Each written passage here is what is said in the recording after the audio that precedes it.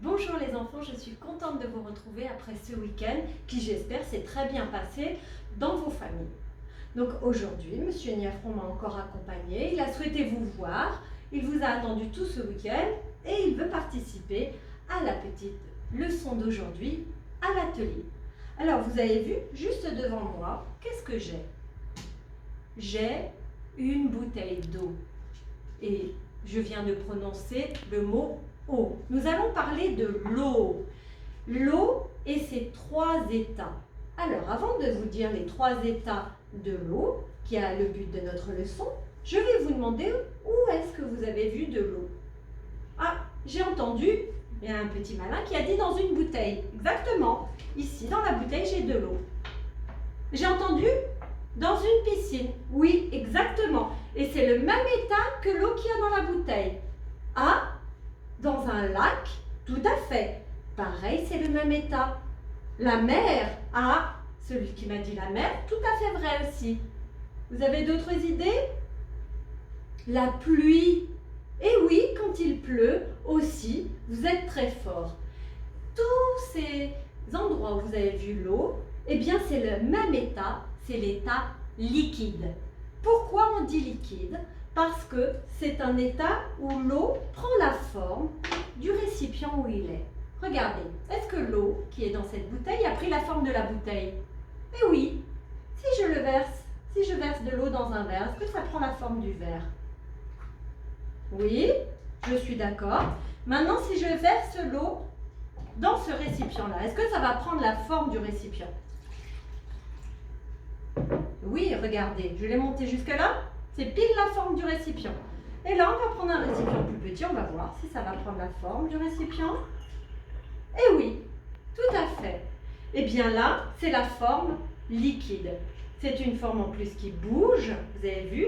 Si je penche mon récipient, hop, l'eau va bouger et va après se mettre toute droite ici. Donc, tous ces endroits, cette forme-là de l'eau s'appelle la forme liquide. Est-ce qu'on peut trouver l'eau dans un autre état? Réfléchissez, je vais vous chercher l'exemple. Alors, vous avez trouvé? J'ai entendu dans les glaçons. Exactement. Regardez, vous ferez cette petite expérience avec papa et maman. Hier, j'ai mis de l'eau dans ce petit bac en plastique. Est-ce que j'ai toujours de l'eau? Si j'ai de l'eau, ça va couler dans mon assiette. Oh, ça fait du bruit. Regardez. Est-ce que ça coule? Non. Est-ce que c'est dur? Oui. Là, on appelle ça l'état de l'eau, l'état solide. Pourquoi? Parce qu'il est dur. Est-ce qu'on peut trouver dans la nature l'eau aussi à l'état solide? J'ai entendu les bonhommes de neige. Eh oui, les bonhommes de neige, l'eau est à l'état solide. Un autre, oui, quand il grêle. Vous savez que quand il pleut dehors et qu'il fait tellement froid que ça se transforme en glace, comme ici, c'est de la grêle, c'est à l'état solide. Quelqu'un d'autre a encore une idée? Les glaçons, exactement. Les bonhommes de neige, donc la neige, la grêle, tout ça, c'est à l'état solide. Oh, regardez, regardez. Qu'est-ce qui se passe dans mon assiette? Qu'est-ce qui se passe avec mes glaçons? Vous allez faire l'expérience. Regardez, comme il fait chaud chez moi, ça se transforme en eau. À nouveau, les glaçons fondent. D'accord? Vous avez vu qu'on peut repasser de l'état de solide à l'état de liquide. Troisième petit état, est-ce que vous avez une idée? C'est assez compliqué. Vous réfléchissez, je reviens. Alors les enfants, troisième état, regardez. Je viens de mettre de l'eau à chauffer, très fort. Donc vous, cette expérience, vous ne pouvez la faire qu'avec papa et maman, ou maman. Regardez, j'ai mis de l'eau à chauffer, vous voyez la fumée qui monte, qui monte, qui monte. On la voit peu parce qu'on dit qu'elle est invisible. Alors, c'est l'eau qui va s'évaporer. Elle est donc dans la phase gazeuse. Vous avez vu comme elle fait des bulles, l'eau. Plus on la chauffe, plus elle va sortir de la casserole, elle va monter et elle va disparaître. Là, vous voyez un petit peu de fumée, mais on dit que cette phase est un état gazeux et c'est une phase qui est invisible. Retournons dans l'autre pièce. Attendez-moi quelques instants, je reviens. Récapitulons. Monsieur Niafron, avez-vous bien compris ce que j'ai expliqué? Combien d'états a de l'eau? 3, c'est ça. Nous avons l'état liquide, vous avez vu, on le voit bouger dans ce récipient. L'eau peut bouger et prend la forme du récipient. Nous avons l'état solide, n'oubliez pas, les petits glaçons, l'eau que j'ai mis dans le congélateur qui s'est transformée en glaçons.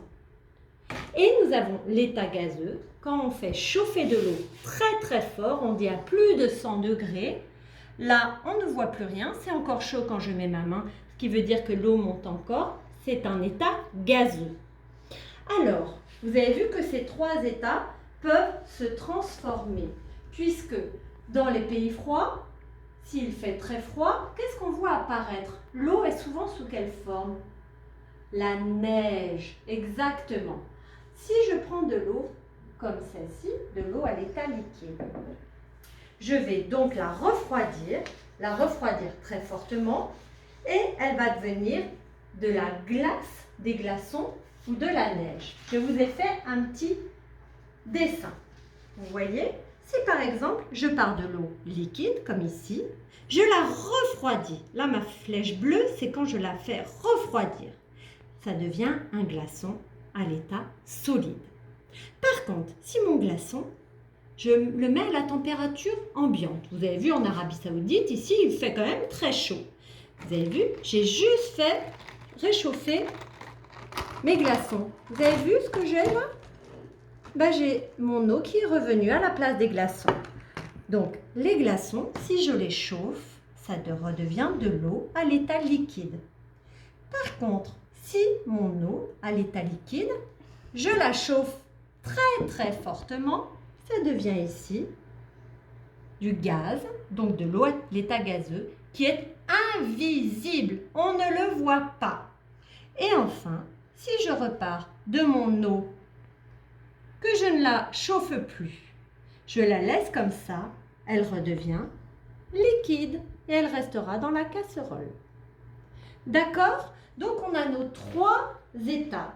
On a liquide, solide et gazeux.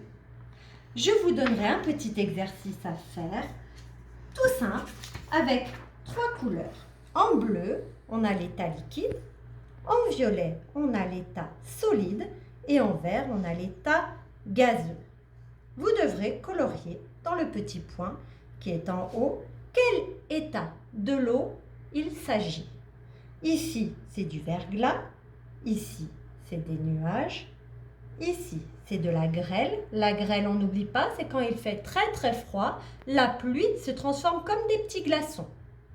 Ici, c'est de l'eau dans une rivière, ici de la neige, là, le brouillard, la pluie, l'eau du robinet, la vapeur d'eau qui est invisible et un iceberg. Vous complétez tranquillement ce petit exercice. Moi, je mettrai la réponse. Maman, elle pourra regarder, ou vous pourrez regarder pour voir si vous avez fait les bonnes couleurs. D'accord? Si vous avez des questions, il ne faut pas hésiter. Je mettrai aussi un petit résumé avec les hypothèses où on peut trouver de l'eau. On n'oublie pas, on avait dit dans le robinet, dans une piscine, dans une bouteille, dans notre transpiration, quand on a très très chaud, vous savez, des fois on a de l'eau qui coule dans le cou ou dans les cheveux, c'est notre transpiration. Si on la voit, si elle coule, on n'oublie pas, c'est l'état liquide. Quelle couleur elle peut avoir l'eau? Aussi, réfléchissez à ça. Quelle est la couleur de l'eau? Est-ce que l'eau a une odeur? Sous quelle forme peut-on retrouver l'eau? Là, on vient d'en parler. Et est-ce qu'on peut faire transformer l'eau en solide? Je vous mettrai toutes les réponses, pareil, avec les petits exercices pour que vous puissiez les lire avec maman. Et aussi, ce qui serait bien, c'est que vous mettiez vos idées.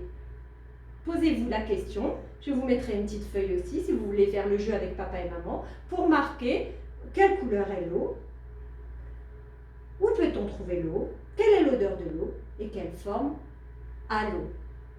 Après tout ça, je vous laisse travailler tranquillement. Vous avez le temps. C'est des petites expériences que vous pouvez faire aussi chez vous. Mettez de l'eau dans un petit récipient dans le congélateur ou faites bouillir de l'eau, mais avec papa et maman.